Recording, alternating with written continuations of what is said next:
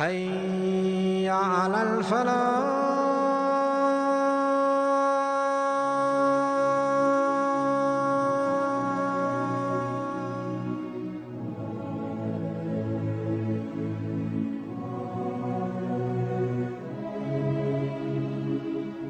I nourished you when you were a baby, and I looked after you in care as you grew up until you became an adolescent. You lived upon what I worked for and strived and sacrificed in my body and time and wealth, so that you may live healthy.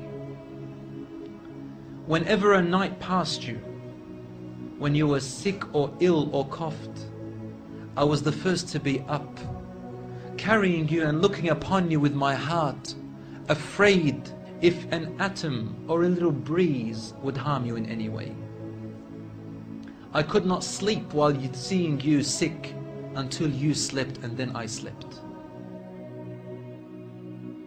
Who has the most right for my ultimate companionship and goodness?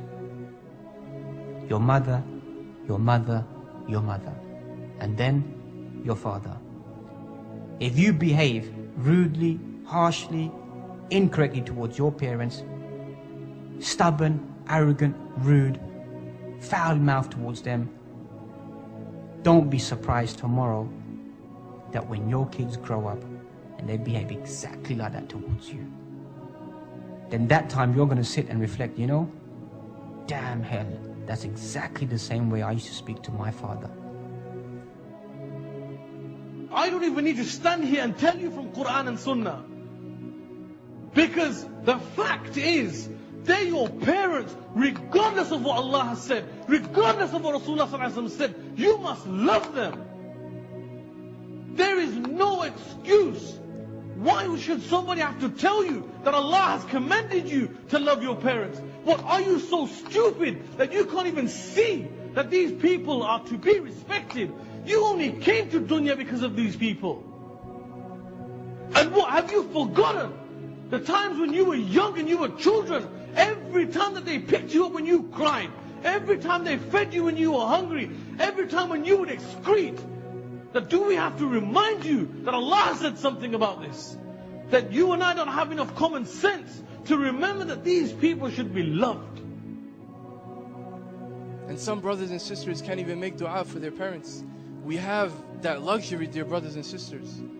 Hold on to your parents for as long as you can, because one day you will be burying them, and on that day you will regret. My parents are not Muslim. My wife is in the audience and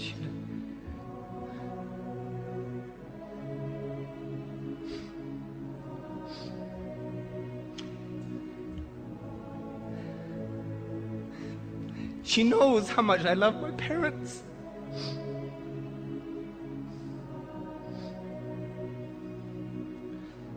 And my parents love me.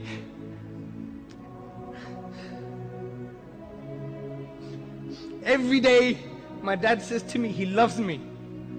Many of us don't even have this as Muslims.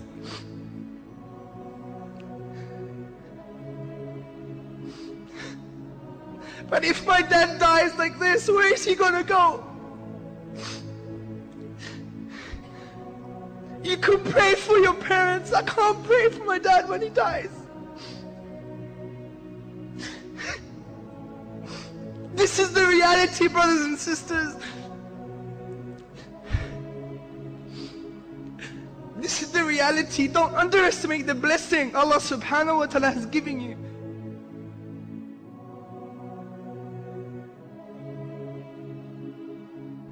Don't make it too late, brothers and sisters.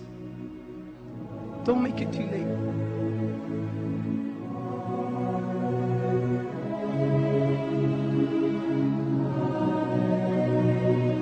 And today I wanted to talk about the person that I met, the person that I knew that inspired me more than any other human being ever has. I have a person that was not a sheikh, that was not a scholar. In fact, if you were to ask this person what madhab she followed, if you were to ask this person about some of the terms that we see floating around on Facebook today, she would not even know what they were. She's the most inspirational human being that I've ever met. And it's my mother. May Allah subhanahu wa ta'ala have mercy on her.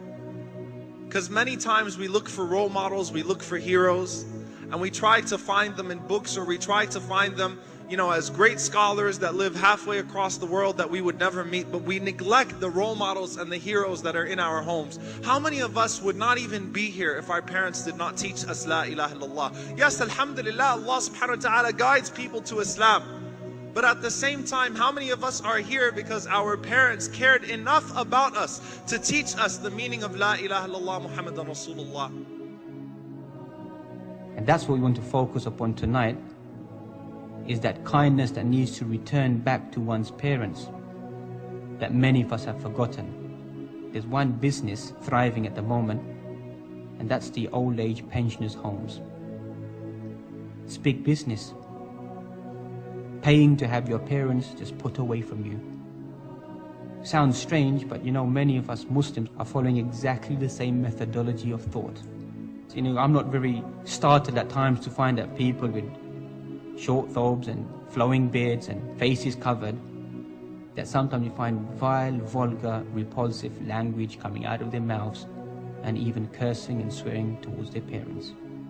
It's not surprising. But a damn good teacher and a damn good parent will always make sure there's a gap between you and them. Sometimes in our own lives, there's many things that our parents said, certain things that now, years later, you think, that's exactly what my father said to me. And I was too arrogant and too rude to accept at that stage. And he said to me, one day you're going to accept it. And that's exactly what happens. What goes around, comes around. 3 supplications are answered without any doubt in the Sahih of Imam Bukhari. A father who prays for his son, a traveler who prays whilst on a journey, and an oppressed individual. These prayers are answered by Allah subhanahu wa ta'ala. So imagine if your father's angry with you. There's some fathers who may not pray for you. They may be cursing you. They may be cursing you. They may be reviling you.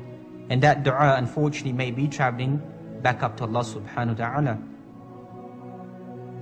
There was a young man who came to the Prophet ﷺ complaining to the Messenger ﷺ. He said to him, Ya Rasulullah, my father takes my money. He always asks me for money. Rasul ﷺ said, well, call your father. He went to call his father.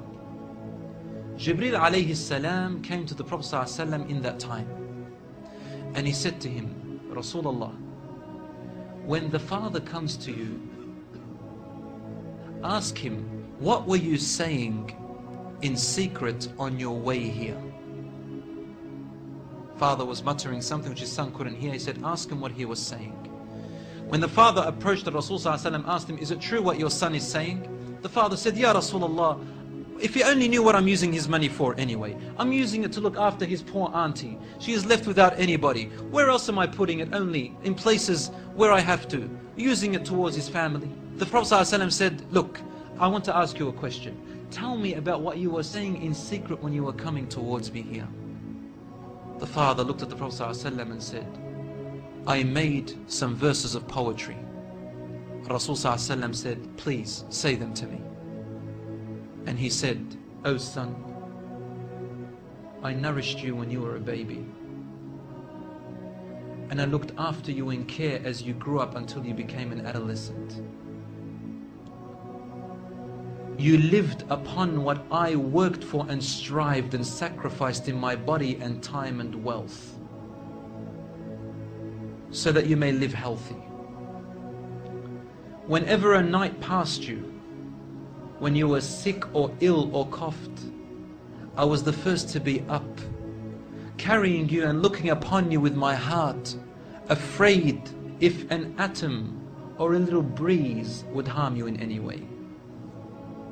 I could not sleep while seeing you sick until you slept, and then I slept.